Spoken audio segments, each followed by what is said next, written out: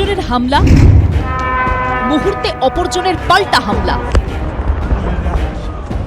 একজনের হুঁশিয়ারি তো অপরজনের চ্যালেঞ্জ।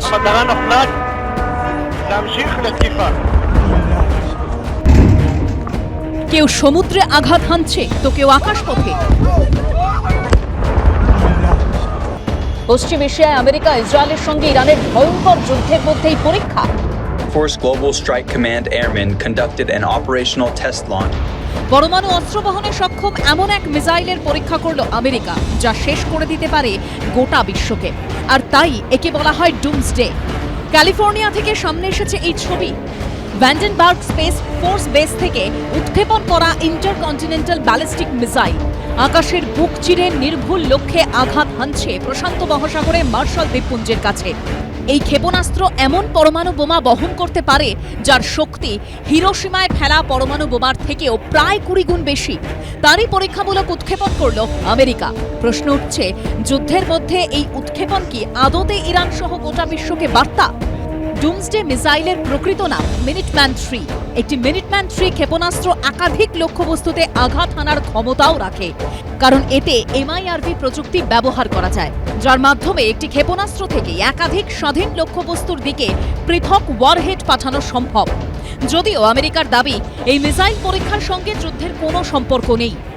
প্রচুর দম থাকতে হয় একটা দেশের উপরে এরকম একটা মিসাইল ছাড়ার জন্য, কারণ যে পরিমাণে সিভিলিয়ান ক্যাজুয়ালিটি হবে ওখানে, সেটা মানে গুণে শেষ করা যাবে না। আর দ্বিতীয় কথা হচ্ছে, ওখানে শুধু একমাত্র ইরানিয়ানসরা তো নেই, ওখানে চাইনিজরাও আছে, চাইনিজ ইঞ্জিনিয়াররাও আছে।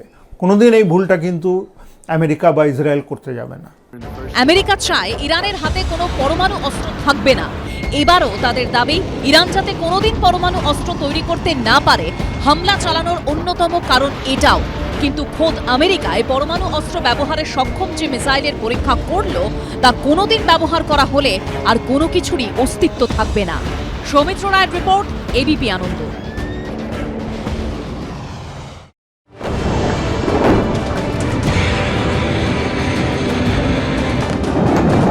পশ্চিম এশিয়ার যুদ্ধ পরিস্থিতি প্রভাব ফেলেছে গোটা বিশ্বে।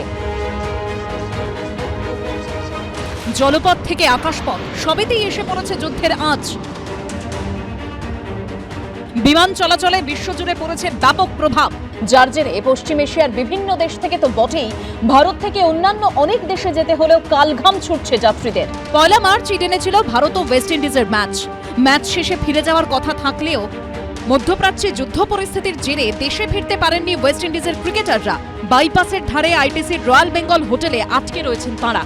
সঙ্গে রয়েছে ক্রিকেটারদের পরিবার ও ওয়েস্ট ইন্ডিজের কোচিং স্টাফরা। চার্টার্ড বিমানে করে ওয়েস্ট ইন্ডিজের গোটা টিমকে ফেরানো যায় কিনা তারই চেষ্টা চালানো হচ্ছে। এরই মধ্যে ওয়েস্ট ইন্ডিজের কোচ ড্যারেন স্যামি তার সোশ্যাল মিডিয়া অ্যাকাউন্ট থেকে পোস্ট করেছেন, আমি জাস্ট বাড়ি ফিরতে চাই। বৃহস্পতিবারও সোশ্যাল মিডিয়া হ্যান্ডেলে তিনি লিখেছেন, অন্তত একটা আপডেট আমাদের কিছু বলুন। আজ, আগামীকাল, পরের সপ্তাহ 5 দিন হয়ে গেল। ক্রিকেট ওয়েস্ট ইন্ডিজের তরফে আনুষ্ঠানিক বিবৃতিতে জানানো হয়েছে, সামরিক পদক্ষেপের ফলে উপসাগরীয় অঞ্চলে নিরাপত্তা সংক্রান্ত যে ঝুঁকি তৈরি হয়েছে, এই নিষেধাজ্ঞাগুলি তারই ফলাফল। এই কারণেই আন্তর্জাতিক বিমান চলাচলের বেশ কয়েকটি রুট প্রভাবিত হয়েছে এবং সুরক্ষার কারণে বিমান সংস্থাগুলিকে নির্ধারিত পরিষেবায় অদল বদল করতে হয়েছে।